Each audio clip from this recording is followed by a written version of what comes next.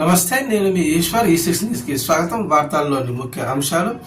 తెలంగాణ ఆర్టీసీలో చిల్లర సమస్యను తీర్చేందుకు సజ్జనార్ సార్ తెలంగాణ ఆర్టీసీ కీలక నిర్ణయం తీసుకుంది. బస్సుల్లో ఆన్లైన్ టికెట్ విధానాన్ని తీసుకొచ్చింది. తెలంగాణ ఆర్టీసీ బస్సుల్లో కొంతమంది కండక్టర్ దగ్గర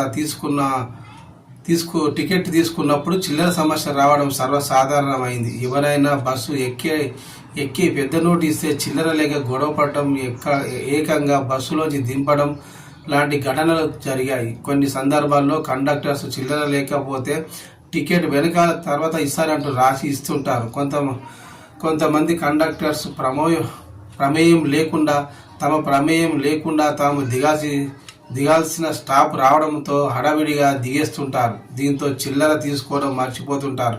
కొంతమంది ప్రయాణికులు ఆ బస్సు డిపోల దగ్గరకు వెళ్ళి మిగిలిన చిల్లర తీసుకున్న సందర్భాలు ఉన్నాయి. ఒక్కోసారి ప్రయాణికులు, మరోసారి కండక్టర్ వల్ల చిల్లరకు పెద్ద ప్రాబ్లం అవుతోంది. కొన్ని సందర్భాల్లో కండక్టర్ దగ్గర నిజంగానే చిల్లర ఉండవు. ఇలా సమస్యల అన్నింటికీ చెక్ పెట్టేందుకు తెలంగాణ ఆర్టీసీ కీలక నిర్ణయం తీసుకుంది.